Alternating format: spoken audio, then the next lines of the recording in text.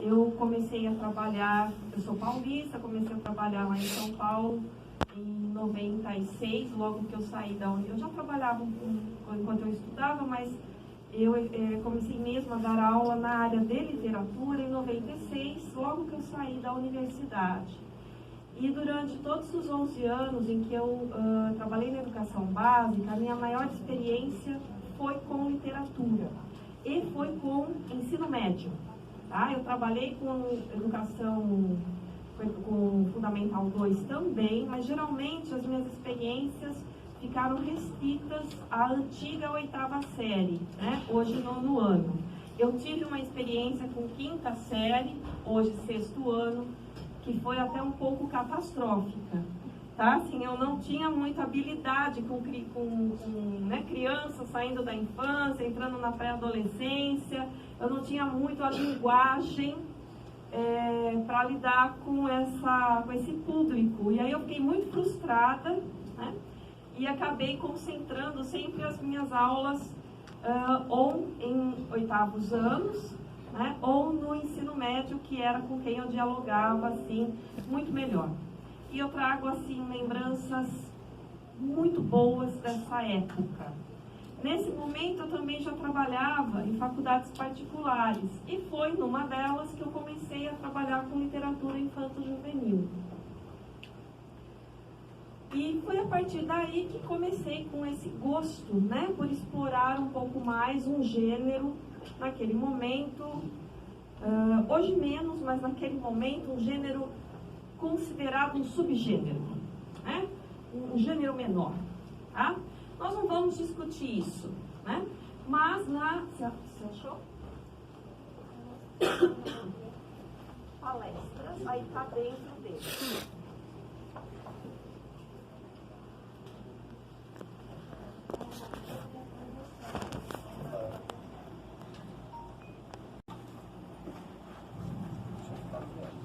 Então, nessa minha experiência na educação básica, é que eu trago um pouco do que eu vou falar aqui, né, na tentativa de me aproximar da experiência de vocês.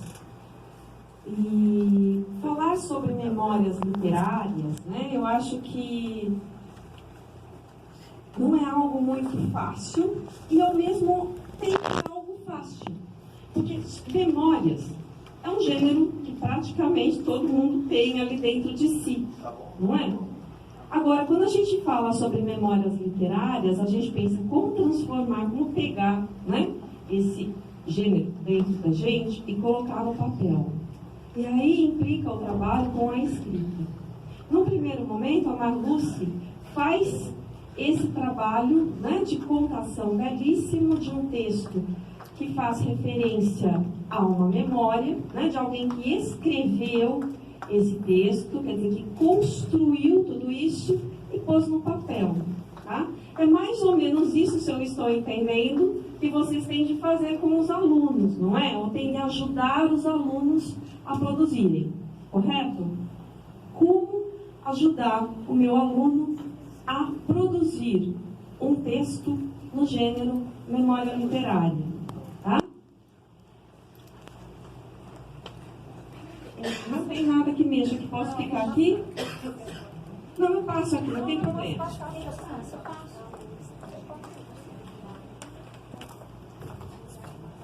Daquilo que eu imaginei a partir da ideia que a Kênia me ofereceu.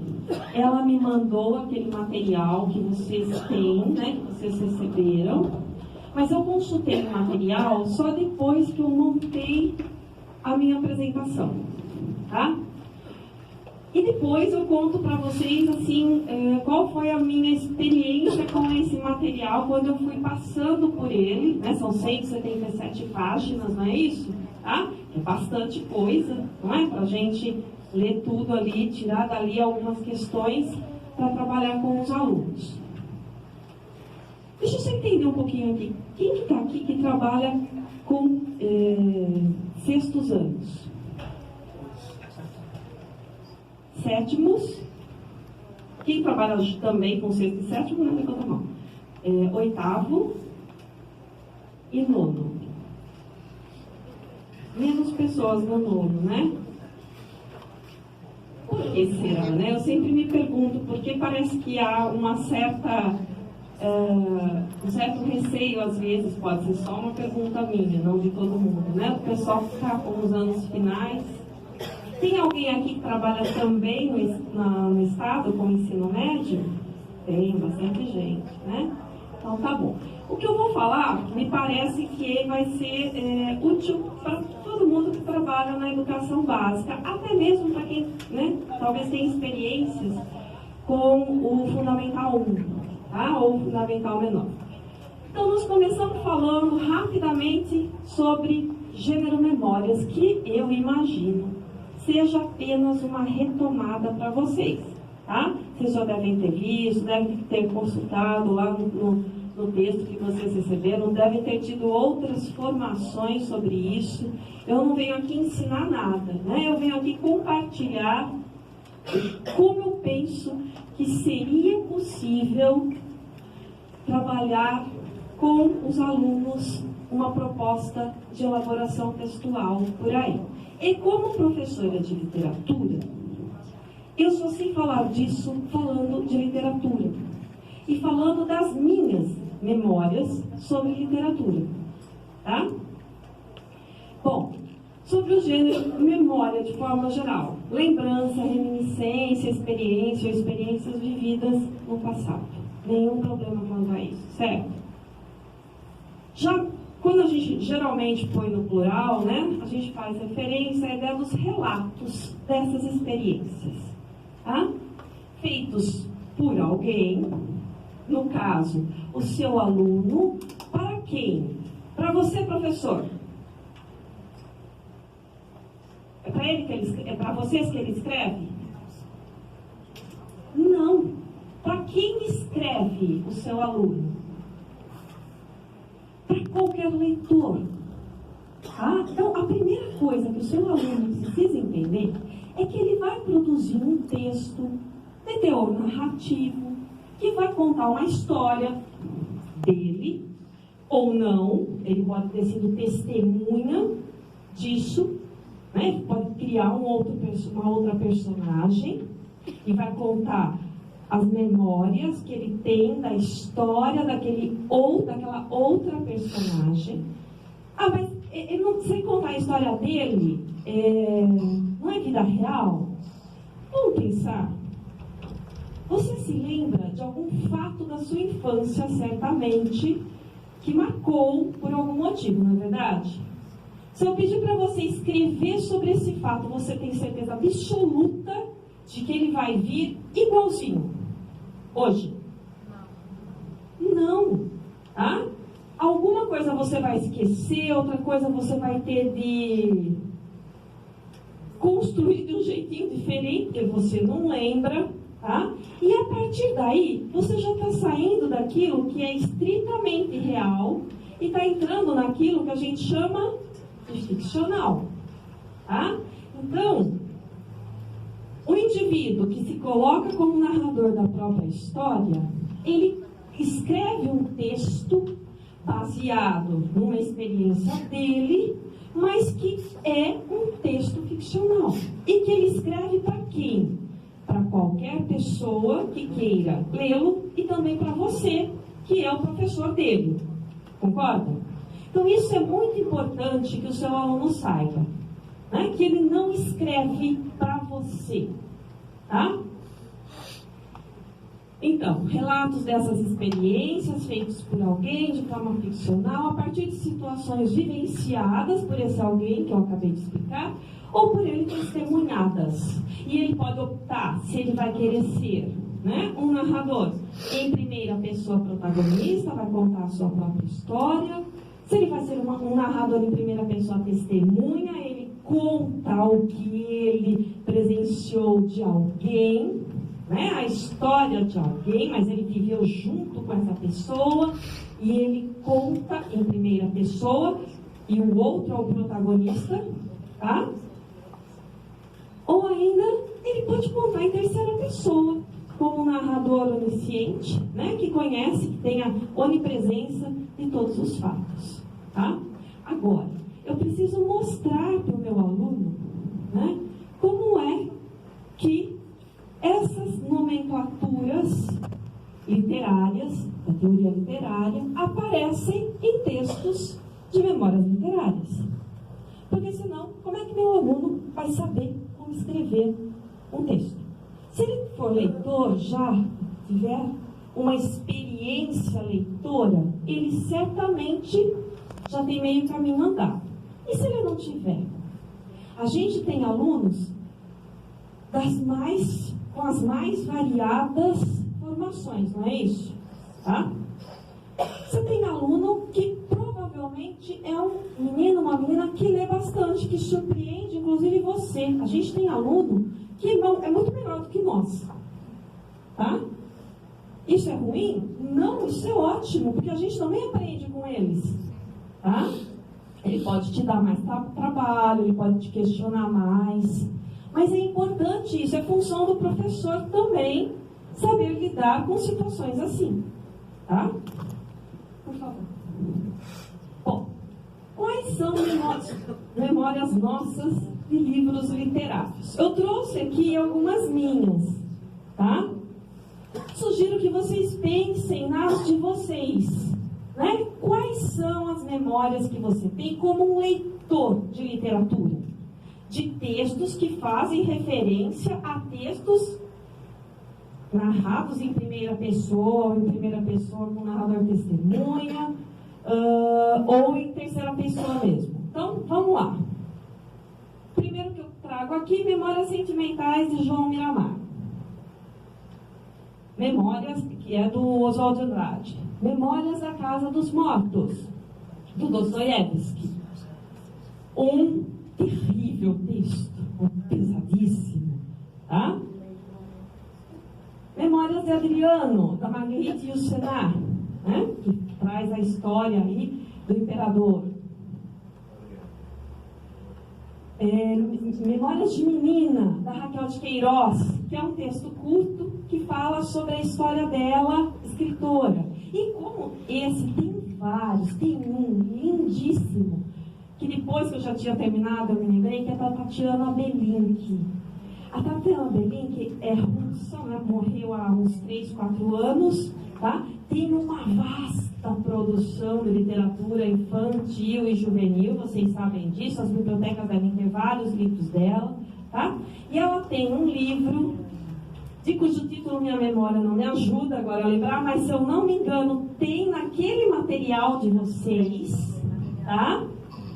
Em que ela conta a história dela de vida. E é uma história apaixonante. Transplante de menina.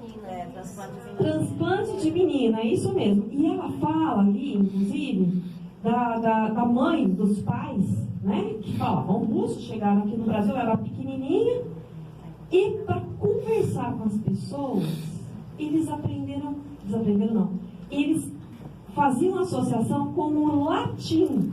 Eles tinham aprendido latim na Rússia, né? E eles conseguiam associar o português com o latim e entender algumas coisas. Os pais eram dentistas. Eles imaginam quando eles abriram um consultório, né, para receber os pacientes, ela conta as experiências divertidas, né, que ela viveu. Então é um livro, por exemplo, delicioso para levar para a sala de aula, porque eu preciso dar para o meu aluno memórias literárias para ele aprender a escrever esse gênero. Ao menos é assim que eu concebo. Tá? O que mais? Memórias de um Cabo de Vassoura, não é? Outro texto muito divertido que traz inclusive a questão do meio ambiente, da natureza hoje, né? Estão aí em discussão, tá?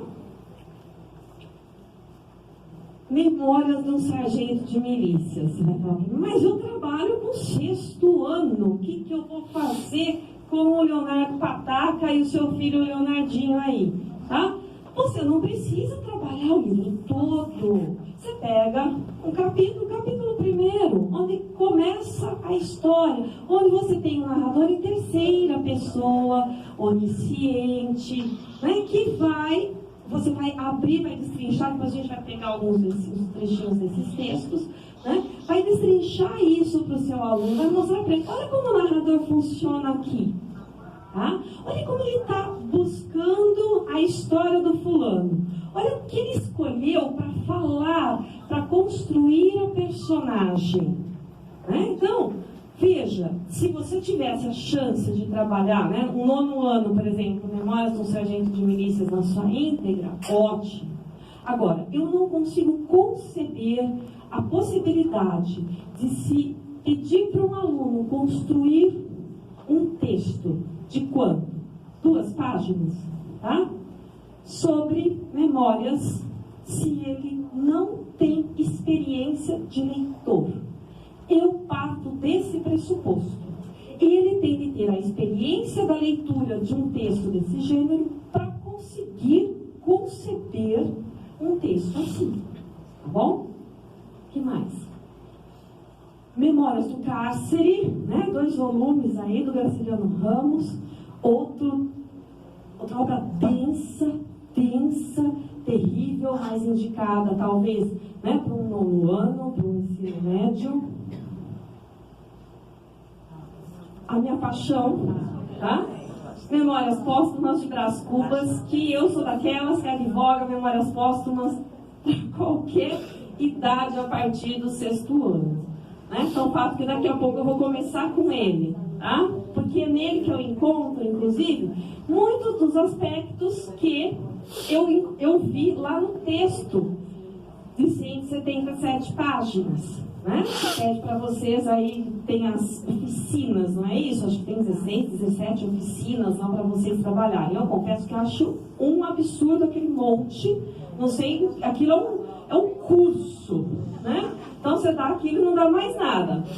Tô brincando aqui, mas é assim, eu queria entender como que vocês vão aplicar tanta oficina, né? Quer dizer, onde que cabe tudo aquilo? Então você, professor, tem que selecionar, tá? Para selecionar, tem que conhecer aquilo e tem que conhecer o texto literário, gente. Senão, como auxiliar o aluno, tá? Ah, esse é maravilhoso. Memórias Inventadas, do Manuel de Barros, né? Tem também no material de vocês, tá? Esse livrinho, e tem outros, acho que são 2, se não me engano, com o mesmo título. E é lindo, de uma poeticidade, de um lirismo, né? E da construção de uma linguagem que é própria do Manuel de Barros. E que o nosso aluno precisa aprender a construir. Às vezes ele até sabe, ele só não sabe como colocar isso no papel, tá? Eu escolhi um trechinho dele também, para depois a gente pensar. Memórias da Emília, que eu acho de todos, né? O que dá uma ideia explícita de como o seu aluno, seja lá do 6º ano, seja o do 8º ano, pode se posicionar para escrever uma história. Eu acho que é o texto mais claro para explicar isso. Ah, é porque é do Lobato. Não, é porque é do Lobato, porque eu cheguei a essa conclusão, tá? E trouxe também um trechinho depois para a gente ver do meu avô Apolinário, não é? Do Daniel Munduruku, tá? Que é um texto bem bacana, né? E que pode, de repente você tem inclusive aluno indígena em sala de aula, não é isso? E que ele também precisa ter um pouco, né, de uma noção de como ele pode recuperar a história cultural dele, tá? Para criar, não é, o texto que o professor vai solicitar, tá bom? Bom, vamos começar então com um trechinho de Memórias Póstumas, tá bom? Tudo bem? Deixa eu tomar uma água.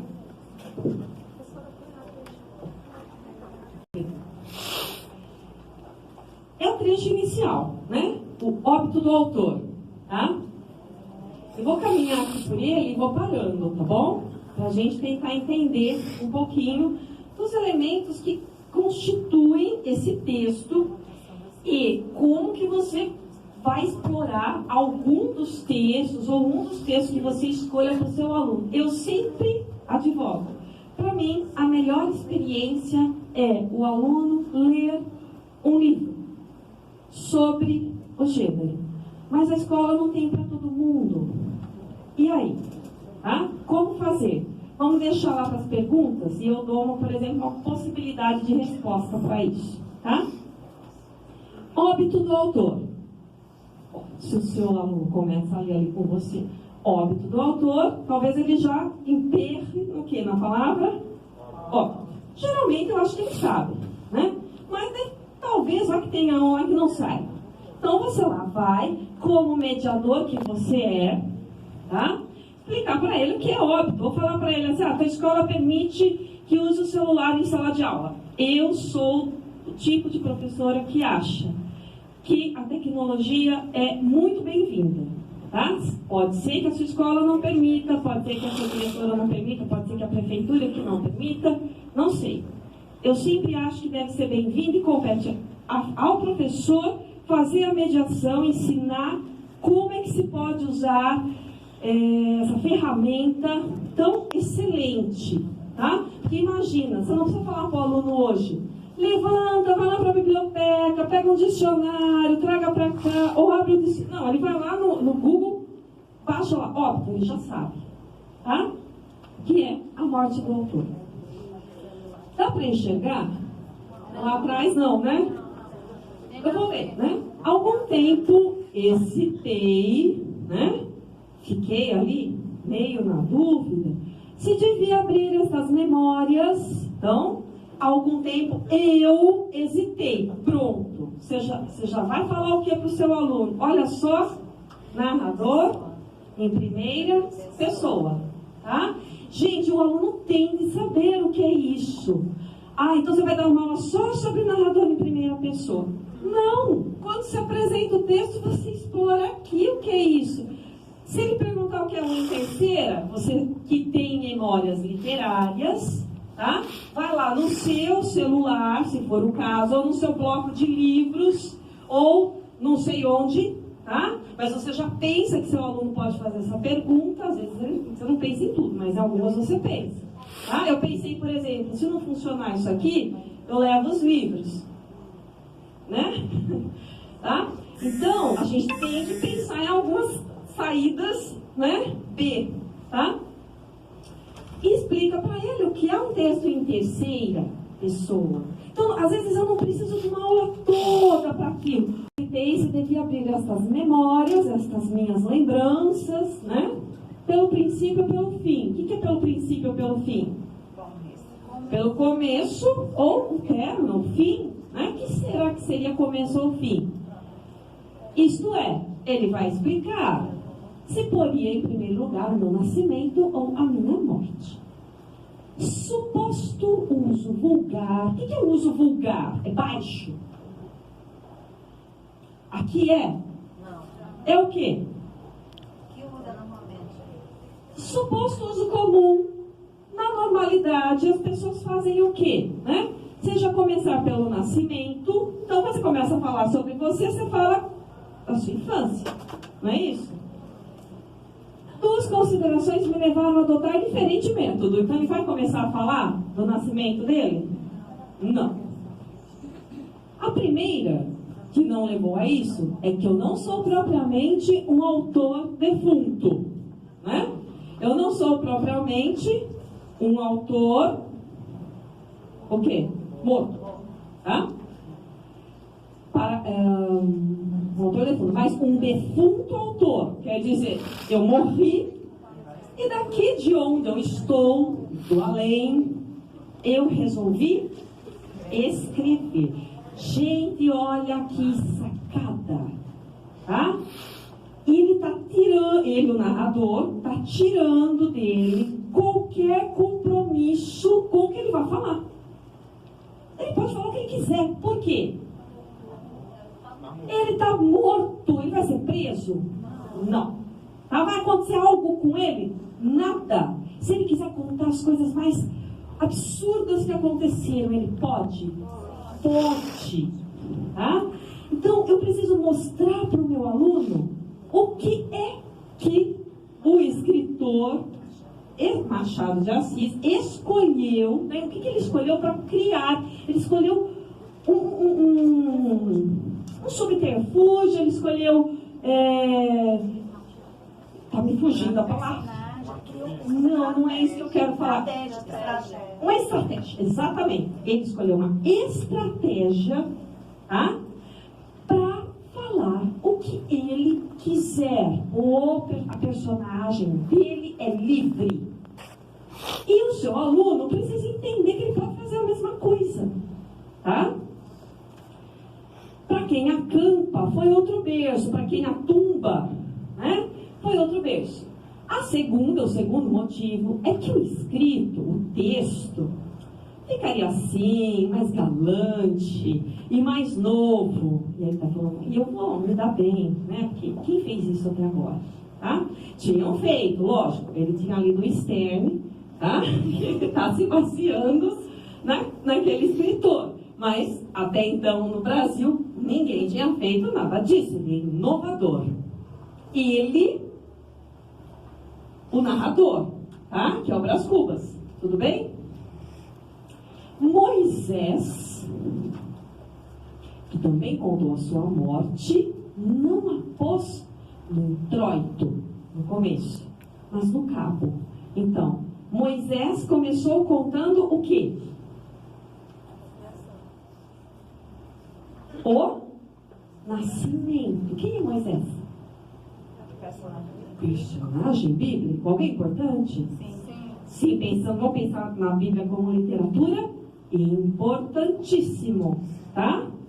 Moisés não começou falando da sua morte, mas começou falando do seu nascimento. Diferença radical entre este livro, o dele, e o Pentateuco. Os 5 primeiros livros, né, da Bíblia, lá do Antigo Testamento. Gente, tem uma ironia aí.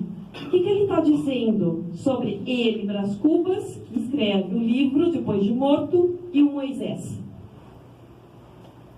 Quem é melhor? O Brás Cubas, horas, tá? Porque o Moisés fez o vulgar, o comum. Ele, o trivial. Ele não. Ele inovou, tá? Então vejam, a gente precisa mostrar para o aluno o que está escrito por trás das palavras, né? Como é que o meu aluno pode também fazer uso dessas brincadeiras? Talvez ele não consiga construir uma ironia como um Machado, não é? Mas pode ser que ele tente alguma coisa e que dê certo, tá? E mais, quando a gente apresenta um texto assim, surgem novas palavras, às vezes não resolve colocar para ver se dá certo, não é? Tem uma outra questão aí que vale a pena você explorar. Esse texto é um texto de 1881, século XIX, não é? Introito, que mais? Cabo, tá? Eram palavras comuns na época, concordam? Tá? Se o seu aluno vai usar algumas nomenclaturas assim, ele vai ter que resgatar outras também na mesma linha, né? Então pode dar um trabalho até curioso para ele. Espero que eu não esteja devaneando, né? Eu estou pensando assim, em que você escolha, tá? 5 aulas para mostrar em um texto ele leu. Vou imaginar que ele tenha lido, não Machado de Assis, mas um outro, não? Uma linguagem mais simples até, a Tatiana Belink, tá? E você vai escolher lá alguns trechinhos para fazer esse trabalho com ele, de entendimento de como ele pode construir o texto dele, tá? Mais um pouquinho. Dito isto, expirei. O que é expirei? Morri. Dei meu último suspiro. Às 2h de uma sexta-feira do mês de agosto de 1869. Aí você fala assim para ele: olha aí, ó, o narrador está marcando o tempo, não é? Que é um tempo aqui cronológico, quando ele morreu. Quer dizer que ele viveu depois ou antes desse tempo? Antes desse tempo. Tá? Então, o que ele vai contar aconteceu antes de 1869. Tudo bem? Na minha bela chácara de Catumbi, que é um bairro lá, era, né? Acho que ainda existe, do Rio de Janeiro. Tinham 64 anos, rijos e prósperos, quer dizer, estava ainda em forma. Era solteiro, possuía cerca de 300 contos, tinha uma notinha dizendo mais ou menos quanto equivaleria a 300 contos na época, e foi acompanhado ao cemitério por 11 amigos. Nossa, tá bom, não tá? 11 amigos, não é? Se você puder contar 11 amigos na vida, é uma maravilha, hein? Né? Vejam que tem uma exclamação na frente do 11 amigos, ok? Desculpe, de novo, né? 11 amigos, ele repete, ele enfatiza para você, leitor, não se esquecer de que é um número grande para uma vida, tá? A gente geralmente não tem tantos. Verdade é que, assim, não houve cartas nem anúncios. Quer dizer, sabe aquele papelzinho que se jogava na rua? Né? Antes eles mandavam para casa das pessoas. Não teve. Bom, se não teve, os outros amigos, depois dos outros, também não apareceram. Vocês concordam? Acresce que chovia. Peneirava uma chuvinha miúda. Sabe aquela garoinha? Uma chuvinha triste, uma personificação, não é? Tá? A chuva não é triste ou é alegre, mas se eu dou uma característica de pessoa para a chuva, eu estou personificando a chuva. Quer dizer, transformava o dia no quê? Um dia triste, né? Que